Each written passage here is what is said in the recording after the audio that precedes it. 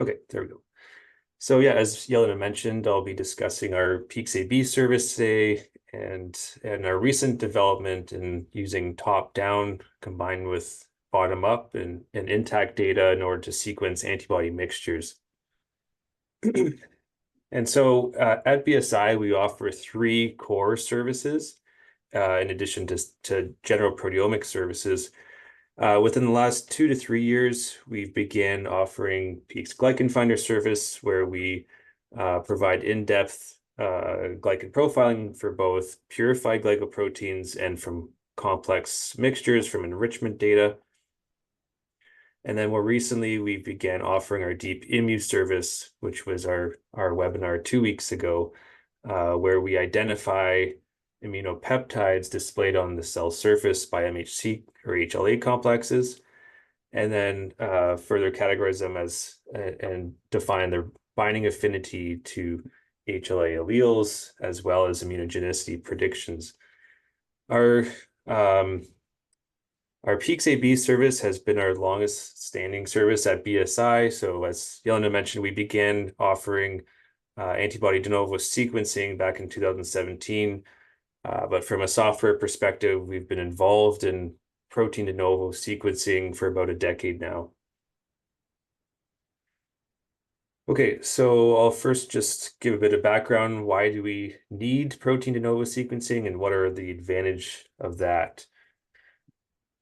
And so protein de novo sequencing or antibody sequencing in general makes up a lot of or is integrated into multiple different antibody discovery platforms.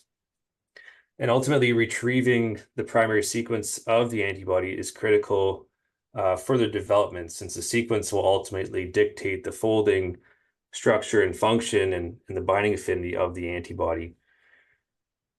And so antibody discovery platforms require sequencing methods in order to reverse clone and batch produce the antibody either for therapeutic or research use.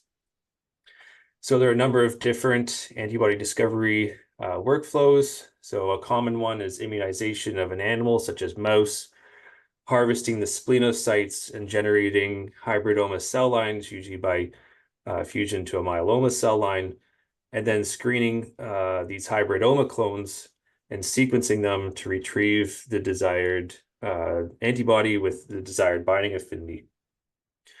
Another method is the phage display workflow, where a large library of antibody clones are cloned into the phage genome, expressed, and then the Fab or different parts of the antibody are displayed on the surface of the phage.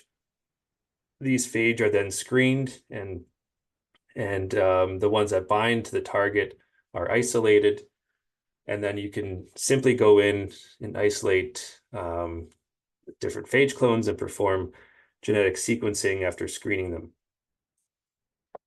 The hybridoma cell lines can also be done with transgenic mouse. And lastly, by isolating blood plasma or B cells from infected individuals, these B cells can be sorted and labeled, and you can perform B cell sequencing in order to isolate a clone of interest or generate a series of antibody targets. So certain limitations exist with next generation sequencing methods that are aiming to retrieve the antibody sequences.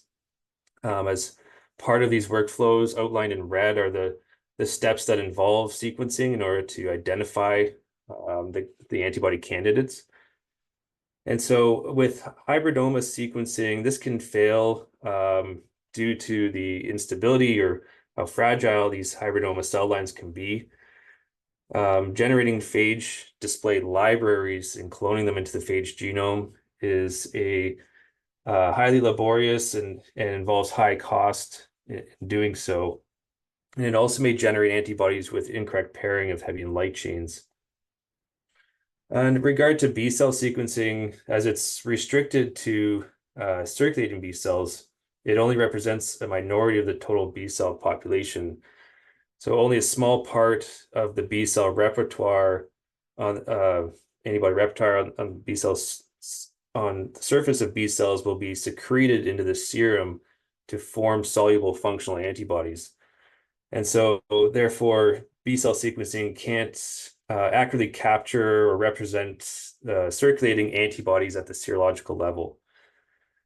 And finally, nucleotide sequencing methods are obviously not capable of examining or identifying post-translational modifications, which are also greatly important for binding, stability, and folding, and also the half-life of the antibody.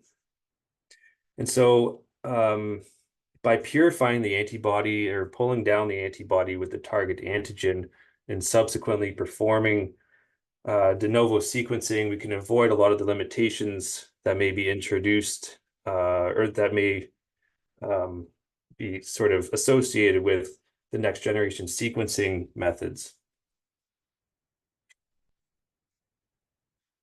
And so at BSI, as part of our PeaksAB service, we have a dedicated sales team that ensures easy sample submission and shipment of the samples that they arrive in a timely manner.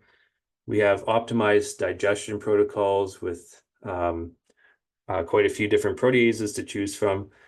We use a cutting-edge LC-MS technology, and we ensure 100% coverage of the light and heavy chain, which is manually validated by at least 2 of our application scientists.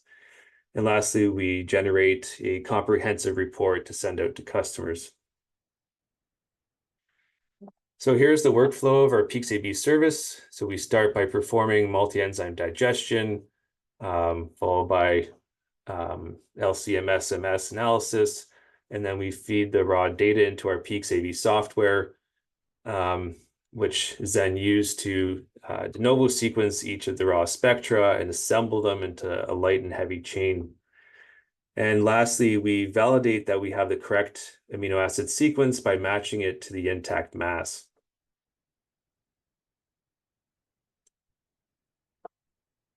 And so within PeaksAB, as I mentioned, we do protein de novo sequencing of these spectra, and we only include the high quality de novo sequence peptides into the workflow, which are then used for peptide assembly within PeaksAB.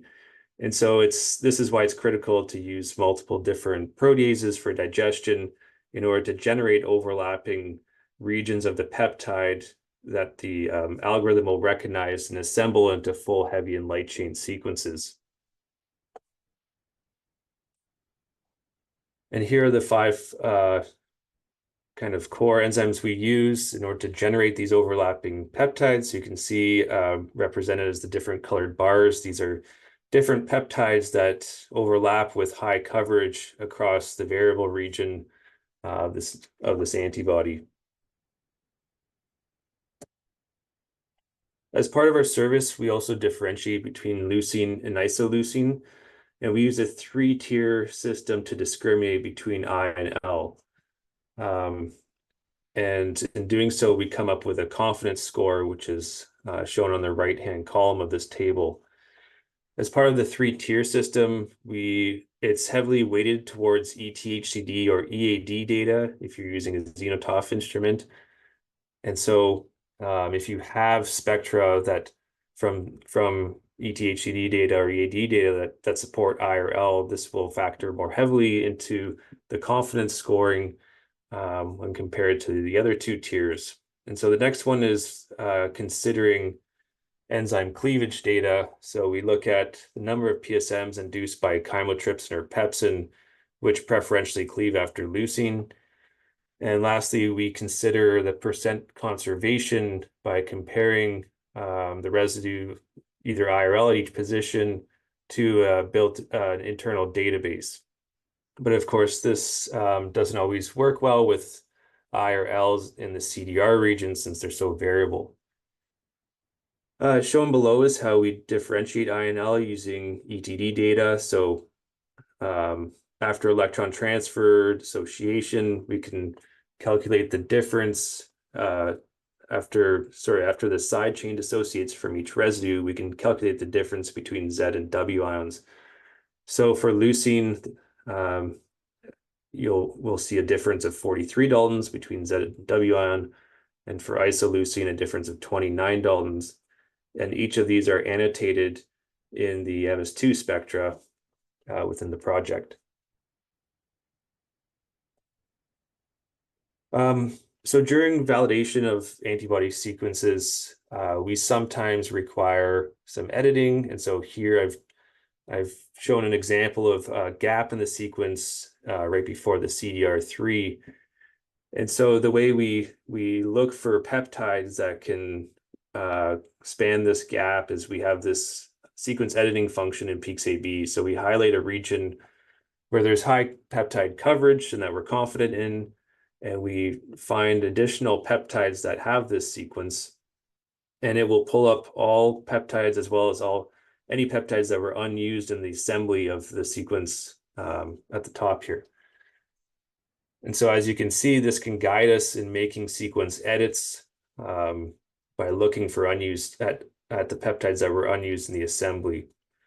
And then by simply selecting the residue that you'd like to change, you can make changes in the text box, confirm those changes, and then after previewing the changes, you can see whether you have overlapping peptides that span that gap. And if you're satisfied with these sequence changes, we apply them, and then the software will undergo another round of peptide assembly and generate a new result. And lastly, we validate that we have the correct sequence by matching the theoretical mass from the amino acid sequence to the measured mass at the intact level. And so we have a intact mass deconvolution tool built into PeaksAB where it can compare these theoretical measured masses and also consider different modifications and glycans as well.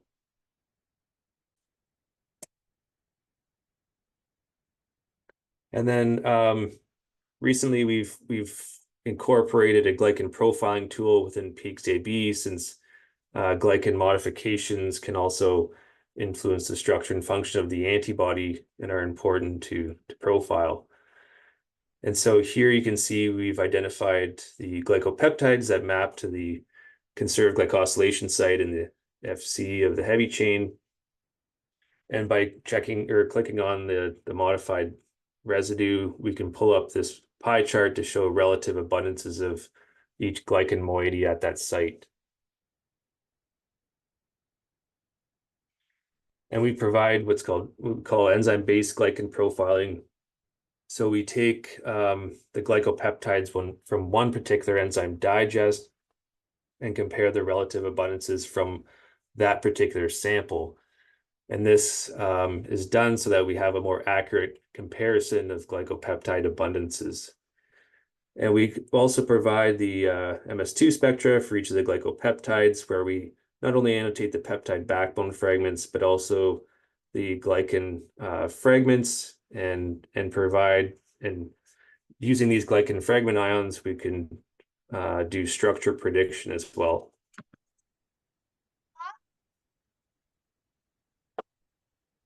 Hello? Yep. Sorry.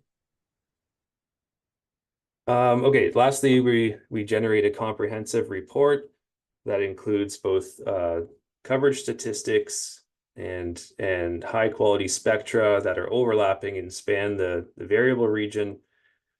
We provide the screenshots from the peptide mapping view to show you the depth of coverage. A brief description of the experimental methods and procedures that were used, and the statistics that support our IL differentiations. And lastly, we show how we match to the intact mass for sequence validation. Okay, so in summary of our PeaksAB monoclonal antibody sequencing service, we have a fast turnaround time of around 2 weeks upon receiving the sample. We can perform accurate de novo sequencing of peptide and peptide assembly, IL differentiation. We validate by matching to the intact mass, provide a comprehensive report, and the raw data and project files are available upon request. So that's our monoclonal sequencing service, and we've done this, we do this routinely in our lab, and we've done it for a number of years now. but what about polyclonal sequencing? So obviously with a monoclonal sample, it's a very simple, there's only two possible sequences to retrieve from this sample, just one heavy chain, one light chain. But with polyclonals, it can get much more complex since you have various different antibody sequence variants binding to multiple different epitopes, part of an antigen. And so the diversity can significantly, or the complexity of the sample significantly increases with polyclonals. And you can have tens or hundreds of different antibody sequences within one sample. And so why do we want to get into polyclonal sequencing? Well, the reason is the fact that polyclonals can react to multiple target epitopes on the same, for example, viral protein, and they can contain more than one type of neutralizing antibody. And this makes them less susceptible to resistance or immune evasion. They could potentially have higher avidity, and a mix of IgG subclasses provides an expanded potential for Fc effector function. And shown in the left table here are a list of FDA-approved human polyclonal antibodies for treatment of viral diseases. And so the main challenge in polyclonal sequencing is how do we match up all the variants that are part of the same sequence? And so this is an image I'm showing from our PeaksAB software where we've tried to assemble a sequence from a polyclonal antibody sample. And this is our sequence variance view. So anything highlighted in green is a potential variant with respect to the assembled sequence at the top. And so when we only use bottom-up data from peptide digestion, we don't have any information with which variant goes with which variant across the sequence.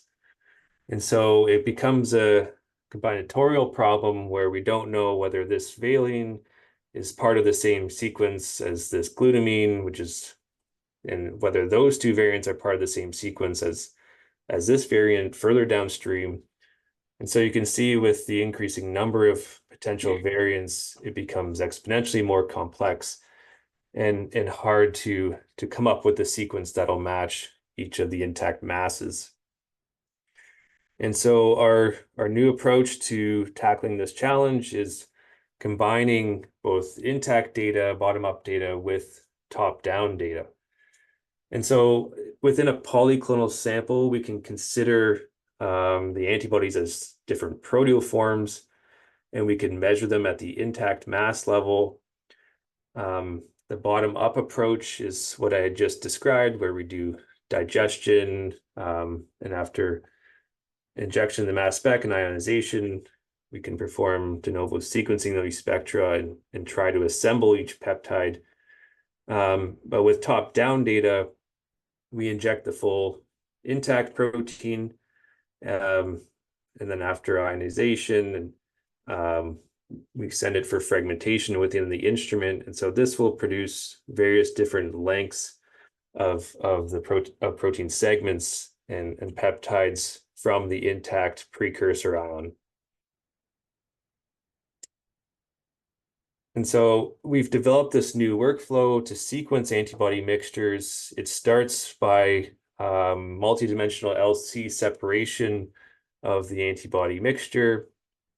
And then after separation of the antibodies, we perform both the bottom-up MS from peptide digestion data or samples. We also perform intact mass analysis and top-down MS analysis. And all three data types are fed into our new algorithm software, which we call PolySeq.AI.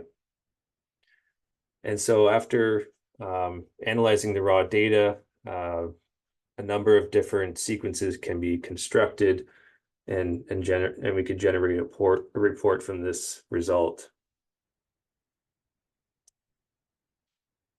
Okay, so one of our first case studies or samples we performed in our lab was to mix 3 different antibody therapeutics, shown on the left here, in a different ratio to try and mimic, different levels of antibodies within a polyclonal sample. So we mixed them in a 3:2:1 ratio. And we first, in part of the intact mass sample preparation, we do removal of the glycans. So we have one intact sample with the whole antibody with only glycans removed. We run another one where we've reduced the antibody as well as removed the glycans. And then thirdly, we digest with IDZ, which cleaves the antibody at the hinge region to remove the part of the Fc and also reduce deglycosylate. For the top-down samples, we remove the glycans and also reduce the antibody. And the second sample type is the same sample prep, but with cleavage at the hinge region. And then we also generate the bottom-up data using the same approach as in monoclonal sequencing.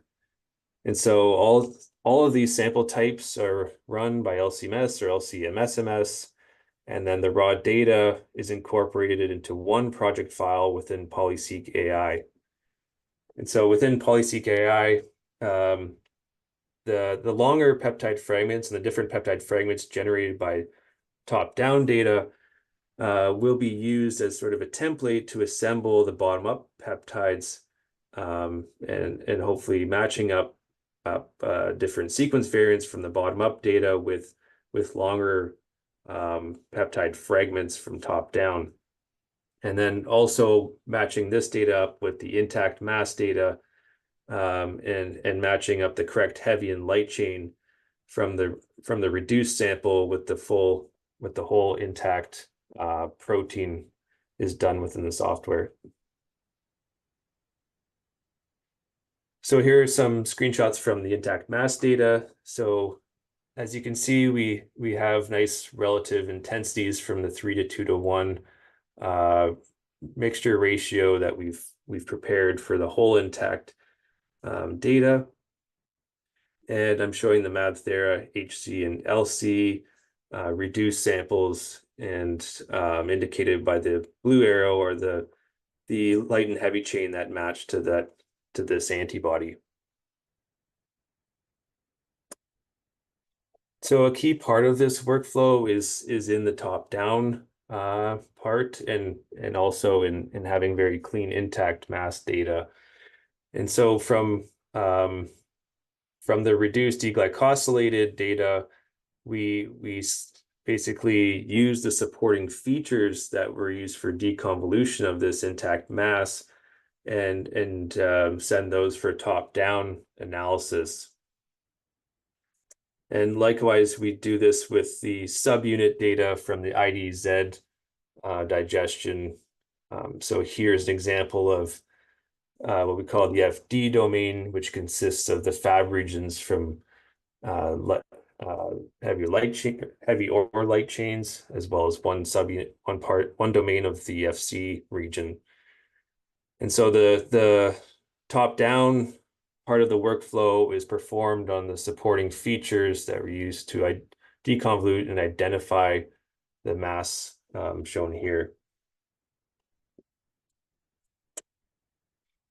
So here's what the final results look like within our PeaksAB after doing the PolySeq.AI workflow. And so you can view all of the intact mass data within the software from the whole intact antibody, reduced heavy and light chain, and from the IDZ subunits. And in doing so, you can match up heavy and light chains to the whole intact mass more accurately. The top-down data is shown as the fragmentation generated from top-down is shown as these blue dashes. And we also provide this spectra by combining all the scans from the top-down fragmentation of the light chain. And lastly, the bottom-up data and the peptides are assembled when considering the top-down fragmentation, and top-down fragmentation is actually indicated in the peptide mapping view.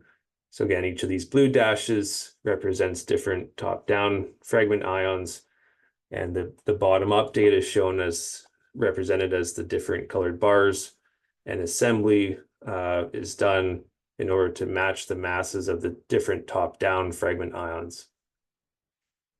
In addition to this, we still have all the features of PeaksAB built into this workflow. So we perform isoleucine leucine differentiation, and we have those statistics within the software. We can still perform sequence editing, and importantly, we still can do PTM profiling. And so far in our lab, we've been able to accurately sequence mixtures of 3 to 4 antibodies. And so here are the 3 therapeutic antibodies that we're able to get over 99% sequencing accuracy. And we only needed to do minor edits of a few leucine isoleucine positions. Okay, so with that, this is our work so far that we've done on sequencing antibody mixtures, and hopefully this leads to sequencing of more complex samples and doing true polyclonal sequencing. Just want to thank our team at BSI, as well as Bison Bio, who have been helping us implement this workflow within our lab. And thanks everyone for listening. I'm happy to take any questions.